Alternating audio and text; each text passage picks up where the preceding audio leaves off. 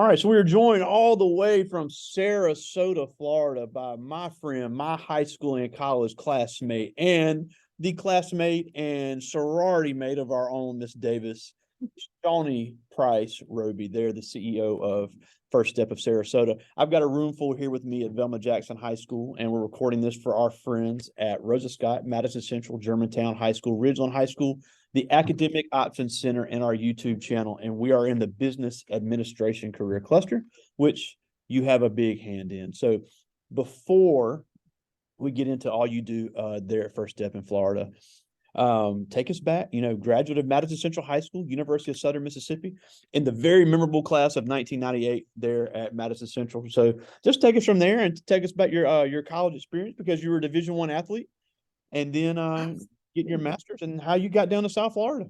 Sure. Well, thank you so much for having me. Well, as you know, I went to Madison Central, graduated from Madison Central.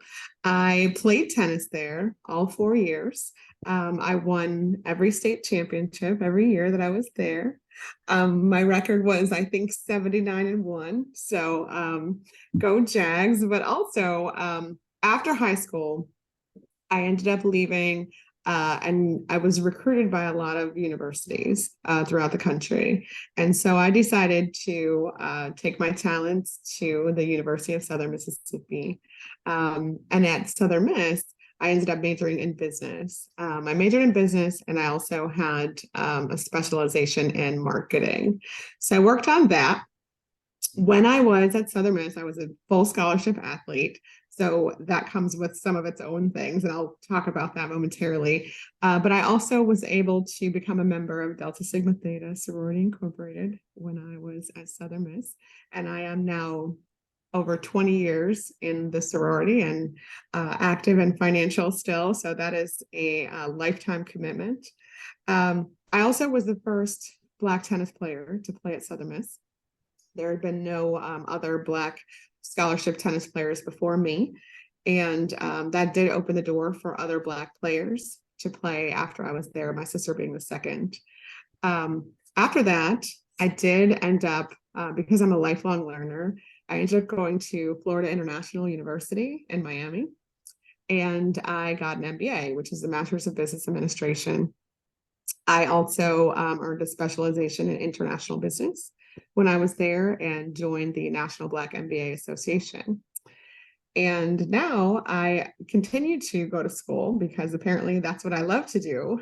And I'm a student at Harvard, and I am getting a certification in business innovation, entrepreneurship, and with a specialization in artificial intelligence. So that leads me to the work that I do, which I'm the president and CEO of a $24 million organization. It's a facility that is like a psych hospital and substance use facility. And I am a member of the American College of Healthcare Executives at this point. So that kind of backs me up to how I got here to Florida. But I'm happy to talk about high school and high school sports. And Well, a few things, and you're extremely humble because, well, first of all, I always tell people, get to know people that you usually wouldn't know, because people wouldn't suspect, for me and you to have been so close in high school, because we had some amazing conversations that I still remember. And when you were playing tennis, this was before Serena and Venus. They were not even around yet. I think Venus had just come out when we were in high school. And you were the only Black tennis player that was winning anything pretty much anywhere in the United States at the time in high school. You had the news there following you around all day. It was so cool. But you dealt with a lot of racism, because I'll never forget you were in tears one day because it was your first loss, and you really thought it was racially motivated. And the more I hear the story, I think it probably was. So talk about, having to go through that, and then being at Southern Miss, where you were the only and the first Black tennis player. And we'll talk about the Division I schedule here in a second. But I will, especially with it being Black History Month, I think that's so important for everyone to hear. thank you. Well, yes, Greg, you and I go way back, and we've shared so many stories. And definitely being in Mississippi, being a Black tennis player, there just weren't a lot of us at the time. And it was one of those situations where my parents saw some talent and decided to send me for some really advanced coaching. I went to Florida to go to the academies. And if anyone has seen King Richard, it's a very similar situation. So I'd go back and forth to the academies there and train. But it was very difficult, very challenging when you know that things are very racially motivated. It's interesting when you're the first to do anything, regardless of what that is, but especially when you're Black and you're a woman doing something for the first time. It's challenging for people to wrap their mind around something that they have never seen. And when you're entering into a space where people are not sure that you actually belong. For me, I knew that I was the best player in Mississippi. I was the one of the best players in the country.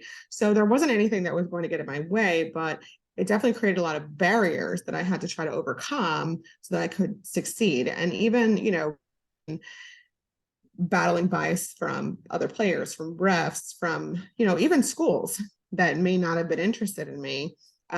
There was a point at which there was just no denying. At some point, you just have to decide that you're going to be better and just continue to get better and get better. And, when you win, there's not a lot of things that people can actually say, So, and that kind of carried over when I went to Southern Miss also. I was navigating a space where no one had ever been. No other Black player had ever been before. And so the name calling and the ridicule and all of that comes with it.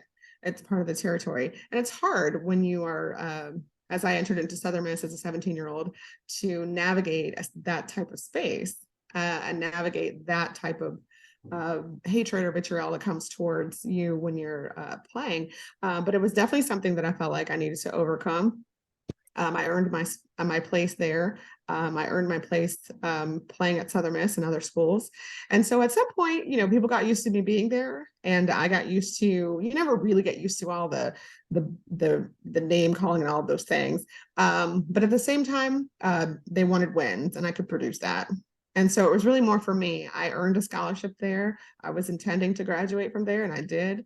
And it really set the tone for me going forward in terms of the strength that I had to overcome more things. It doesn't just stop at tennis and those sort of barriers. It spills over into life, right? Things don't just stop. People don't just start being nice to you all of a sudden. There were a lot of barriers that I broke throughout my college career, but throughout life. And that's life for all of us, where we just have to figure out how do we overcome the things that are in front of us.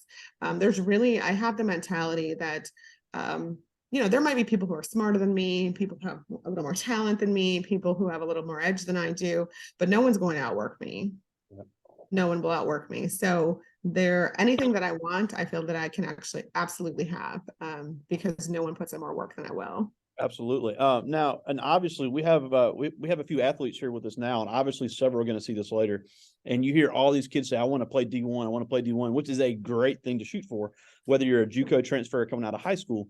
But kind of go over how the schedule of a Division I athlete works. It's not that you show it when you want to. You can skip practice and still start.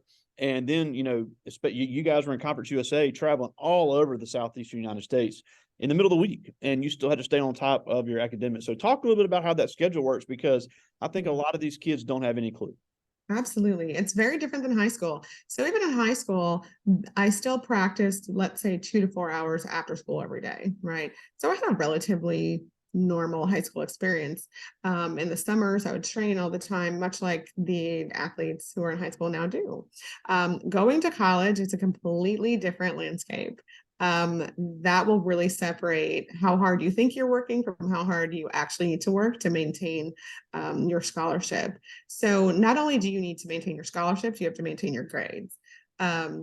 But they go together. So my schedule typically would be, I would wake up very early in the morning, and I would end up at the weight room around maybe 4 o'clock in the morning. After I would leave the weight room, I would have morning practice, let's say about 7 o'clock in the morning. I would leave morning practice, change my clothes, and go to class. I'd be in class, let's say from 9 to 1 or 2 o'clock. Then I would have to go to afternoon practice. Practice started about 3 o'clock, and I would be there until maybe 4, 5, 6 o'clock.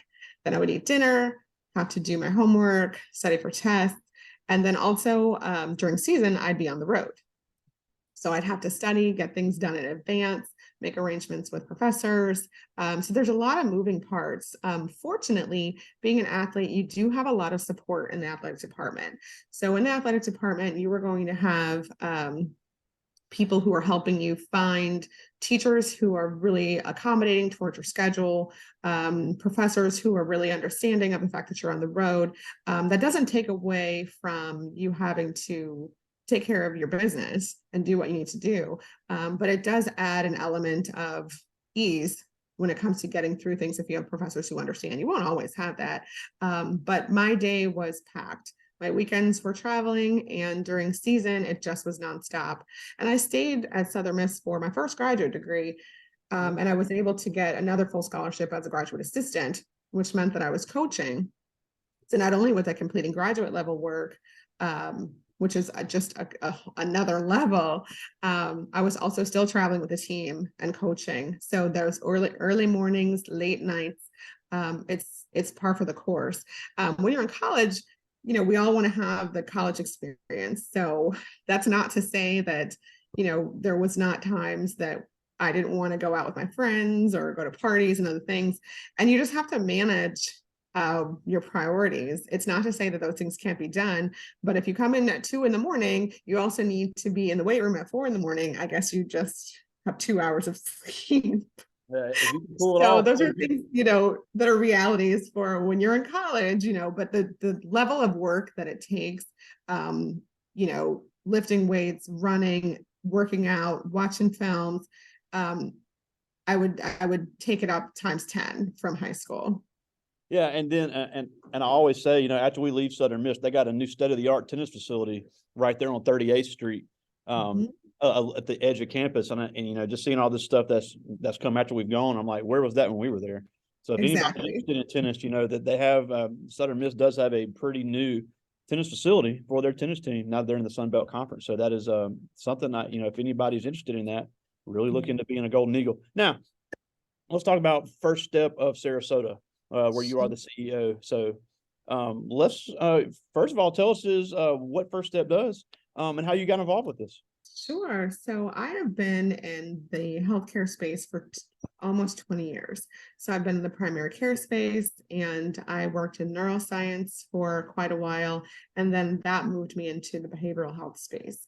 So the organization I am with is more of a psychiatric facility as well as a substance use disorder facility. So unfortunately, for people who are struggling with mental illness, sometimes they also struggle with substance use disorders. And so my organization helps with that.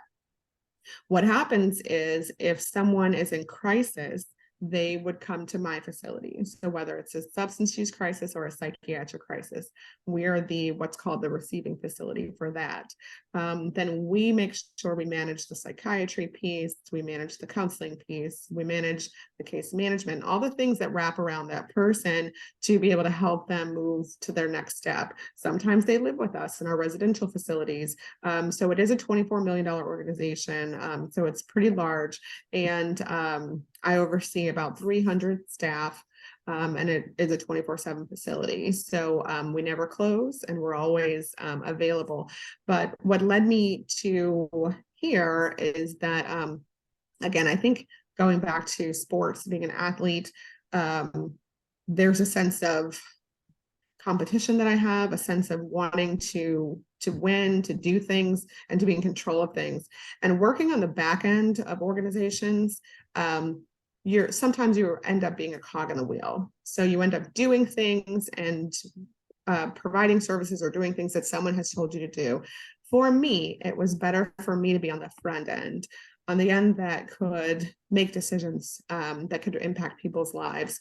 I wanted to make sure that I was in control of not only decisions, but when it comes to legislative types of things, when we look at the types of funding that comes down for mental health and substance use disorders, it's not great. So, but there needs to be someone to advocate for that on the state level and the federal level. And so that's why I decided to take a leadership role as CEO, so that I could advocate not only for people who can't necessarily advocate for themselves, but I could be in the middle on the state and the federal level advocating for things that oftentimes we don't even know we need until we need them. Yeah, and also, even though you've been in the healthcare space for a while, business skills can transfer from field to field. So let's say theoretically, a manufacturing company calls you tomorrow and says, "Hey, we'd love you to come be the CEO of our plant." You have the business and experience to be able to do that, because every single field, it needs business people, because like you said, you're in a healthcare space. Healthcare people don't know business. Right, absolutely. It's very important that you mentioned that, because regardless of what field that someone ends up in, I always encourage everyone, whether you're going to be a business major or not, you should take business courses. There is nothing that we do in society that doesn't involve some level of having some sort of business acumen. So I always encourage that. So let's say a person wants to have a restaurant because they're a great cook.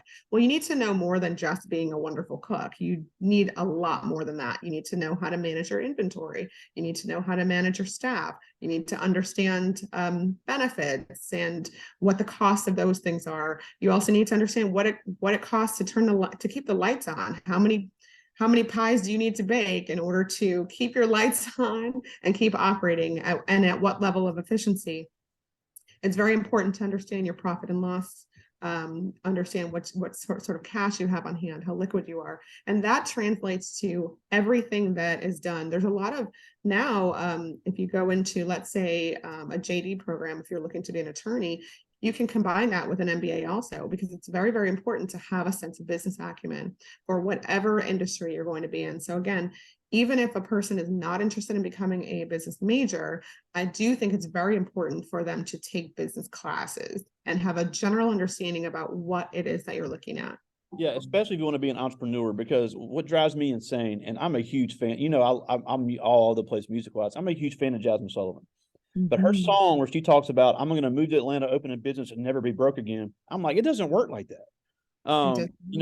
Because the startup cost for any business is, things that people need to be aware of, especially for these black entrepreneurs. The number one mistake I see when people, I have students want to start their own business, immediately I'm telling them, you're not charging enough, because you're in a 17, 18-year-old mindset. You're trying to be the cheapest. And I know you guys are a nonprofit, but at the end of the day, you guys got to create funding and create revenue in order to operate. Exactly. I think when people think about, you made a couple great points, when people think about nonprofit, they think that there is no reason to make money. But there's a lot of nonprofits. American Cancer Society is a nonprofit. St. Jude is a nonprofit, but they are very profitable. It is a business. So you have to run the business accordingly, because where I always say to my team, where there's no margin, there's no mission. You need revenue to be able to complete the tasks you need to complete. So when people say they want to open a business, it is very important before that starts to at least create a preliminary business plan. Understand what it is that you need to have in place. How much money do you need to make up front? Understand how you're pricing things, how you're promoting things, how you're going to be marketing things before you jump into the business. That's why a lot of businesses fail right away, because not only do they not do the planning up front, the planning up front should take even more time than you would ever imagine. Put so much energy into planning in advance of what you need to do, what sort of capital you need to pour into it, what sort of technology needs you have, but then also, how are you going to sustain that? So that's a very, very key as well. So if you are, wanting to be a mechanic and you're opening up a shop, well, how many cars do you need to be able to service in a day to be able to pay all your bills, pay all your staff, keep your mechanics in place? And how are we going to sustain that year over year so that you can keep your revenues up? So you make a wonderful point there when it comes to just opening a business and really not having the planning. The planning is necessary. Yeah, and you can be great at social media, but that doesn't mean you're going to be profitable. And also at the same time, you could have a great concept. You could even have a great price, but if you can't sell it, it's kind of hard. It's kind of hard to do anything with it. Now, and before I get to the students' questions, one thing that I always say, and this class does a pretty good job of it, but I think I can speak for most of these teachers, and that these kids want to get so mad and so upset when we make them present in front of the class. And it's not to be mean, but having those verbal communication skills where you're going to have to sit in a job interview, you're going to have to sit in front of investors, you're going to have to talk to your staff, you're going to have to talk to your clients. How important is that? Because even though we are getting more technologically driven in every field, you still got to be able to talk and sell yourself, whether you are in business for yourself or an employee.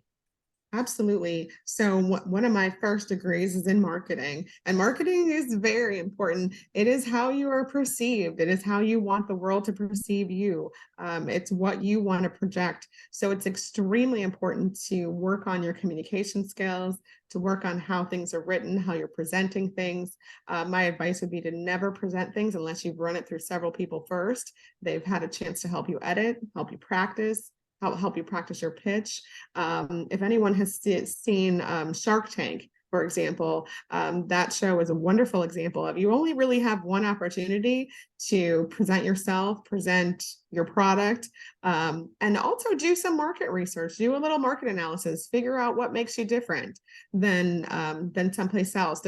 That's what we would probably call your value proposition. Determine what makes you different and why someone would want to invest in you, why someone would want to spend money with you if they could do the same thing in 10 other places. So it's really important to spend time learning how you communicate and adjusting your communication style. Everyone doesn't receive information the same way. I am the type of person who, if you send me an email, just send me some bullet points. What's the problem, and what is it that you're looking to resolve, and how do you need my help? Versus paragraphs that I'm not going to read. So you have to understand who your audience is and tailor everything towards your audience. So that's extremely important. Yeah, and not emailing like you text. Right. Yeah, exactly. When it comes to friends, that's one thing, but being able to communicate professionally, you never know who's going to read it. But I do have some questions from the students, and I'll get to as many of these as I can. These are all ninth graders, and I'm glad they're thinking about some of this stuff. This first one is Jayla Graham, and she asked, "What do you look for when people are trying to apply for a job in your company?" Shayla, thank you for asking that question. So what I generally look for is someone who's passionate about the work. If it is just a job for you, then you're probably not going to be the person for me. Because I work in healthcare, healthcare is something that you sort of need to be passionate about. Because you want to give your all to your patients, you want to give your all to the organization, because this industry is what's called under the umbrella of health and human services. And so you need to be a certain type of person who's interested in health and human services to be able to thrive. So that's really what I look for a lot in this type of industry. Yeah, and that's the thing, you have to look at too, because somebody may need a business person to help with the hiring, because if they have a background in neuroscience, they may know how to take care of a patient, but they don't know how to take care of staff. So there's always going to be a need for being able to spot that in business. Exactly. This is Alexis Bailey, one of our cheerleaders here at Velma Jackson. And she asked, "What's the biggest challenge you face in being a CEO?" Thank you, Alexis. So I would say one of the biggest challenges is that if you've ever heard the phrase, "it's lonely at the top," that is very true. Everyone relies on you. Everyone relies on the CEO to make the final decisions. You get a lot of opinions. You have a lot of voices in your ear. You have a lot of thoughts from people, and you ultimately, as CEO, are the final say in what happens. And right or wrong, you have to make those decisions and you roll with it. And your entire staff either celebrates in the victory of the decision you've made, or they have to suffer with the consequence of the decision that you've made. So I would say that's the hardest part. And again, it's all about being confident. You can't worry about people pleasing. It's definitely a lot more to it than just the title. This is a good one. This is Jada Schaefer, also one of our cheerleaders here, and she asked, "What made you decide to learn to play tennis?" And obviously, we said this before Venus, Serena, Sloane Stevens, and Coco Gauff, just all the ones now. So how did you respond to people that judged you because you were a Black tennis player? Sure. Well, Jada, I started playing tennis just haphazardly. My dad just threw me on the court with some people one day, and then I was athletic. He could see that I was athletic. So he sent me down to some coaches to take a look at me, and I ended up just thriving and going back and forth to what used to be called Nick Bollettieri. And if anyone has watched King Richard, you may be familiar with that tennis academy in South Florida. And then I just continued to train. And and do that. And as far as the challenges with being a Black tennis player, I don't think when I was younger I saw it and felt it as much as when I became older and more aware. Once you become older, later on in high school and in college, you become more aware of how you are being perceived. But if we look at other Black players, Serena, Venus, and other Black players, and just to give you a sense of kind of where I was at the time, Serena and I both played at the academy at the same time. And so, but it's one of those things where, when I talked about earlier, you have to block out the noise and understand that you're the best. And people only focus on you when you're winning and when you're the best. And they spend a lot of energy and effort focusing on you. So at some point I thrived on that. Continue to pay attention to me, because I was something to see, right? Yeah, I mean, because I don't think you're even letting on to the dominance you had, because like I said, I'll never forget when you literally had WLBT follow you around at school all day with Rob J, because it was, they were saying, is she going to go pro? Is she going to go to college? It was so cool. Keevian Boyd, and he asked, we didn't really talk about this. He said, how long did it take you to work into a position that you're in now? Sure, Keegan. Thank you for that question. So I started my career in healthcare right out of graduate school. So I worked my way up. I started as a manager. And so I do want to frame that, it's playing the long game. So for me, I knew I wanted to be a CEO of a hospital.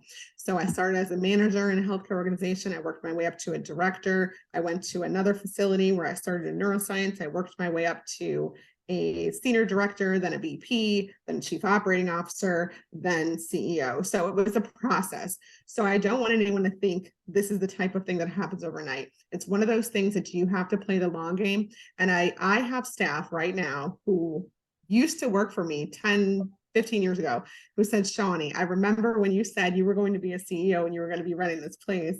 And I just kept focused on that. And so it didn't matter to me how long it took. I knew it would take a while, but I stuck with that. And so that was my ultimate career goal. And this is where I am now, almost 20 years later. That's awesome. This is Michael Sherrill, and he asked, what's the favorite part of your job?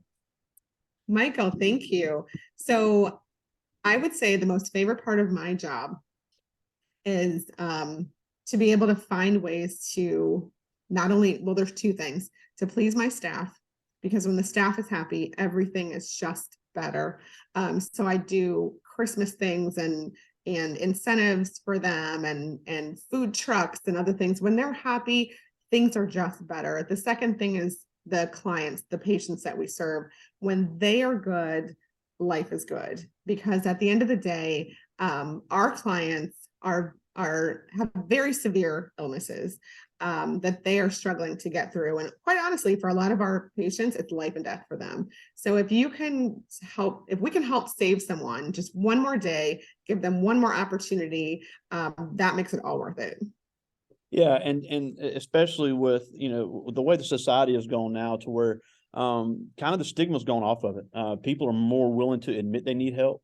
And families are looking for ways to help them. So it's just, even though, again, a nonprofit, just a great time to be there, because you're able to help so many people, and you're not going to have as much trouble raising the funds to keep operating. So this is such a great thing. I just got one more from the students. This is Krishan Smith, and he asked, what's your biggest motivation to keep going? Krishan, thank you for your question. My biggest motivation to keep going is personal and professional.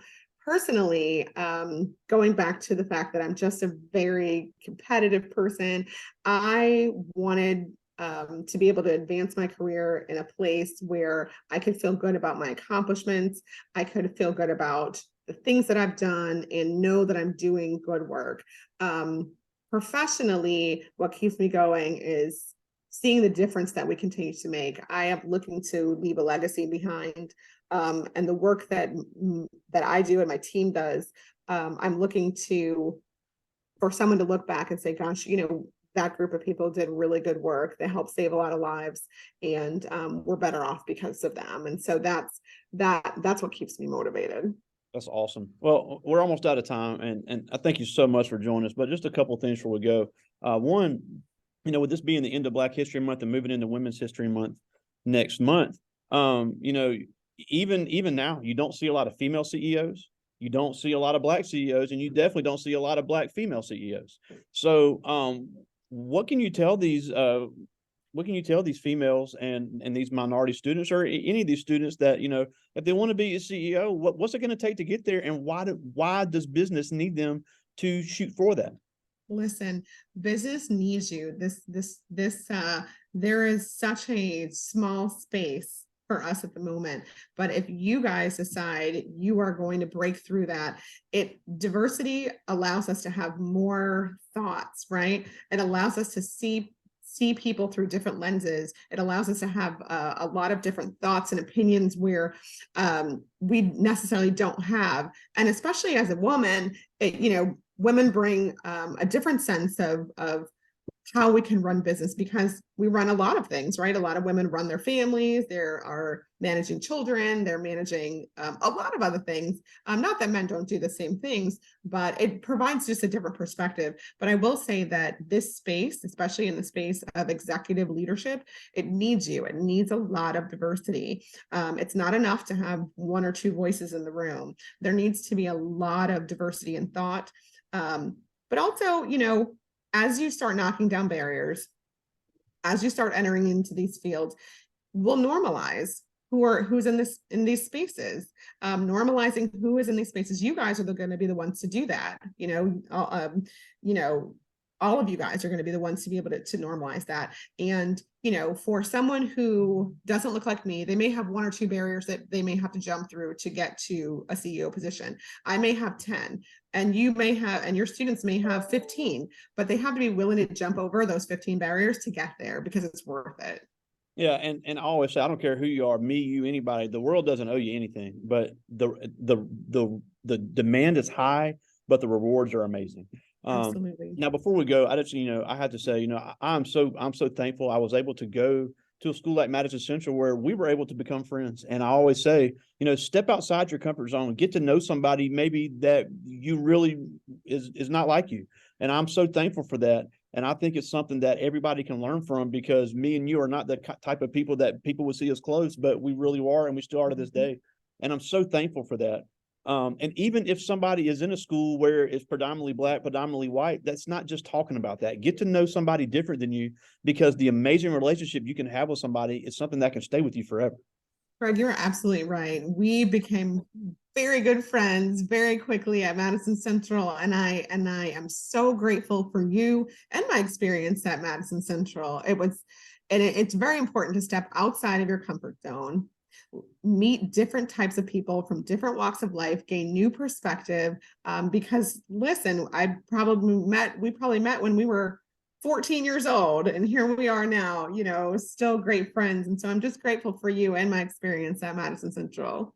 Yeah, and again, and Madison Central is going to see this Germantown original, and so and hope they all adhere to the same advice, because stepping outside, you never know who you'll meet. You'll never know how that connection can benefit your life later on down the road. But thank you so much. I know you're really busy and fit us in today. Shawny Robey, all the way from Sarasota, Florida, one of the best tennis players you will ever see on that court. Thank you, Greg. All right, talk to you soon, my friend. Okay. See ya. Bye-bye.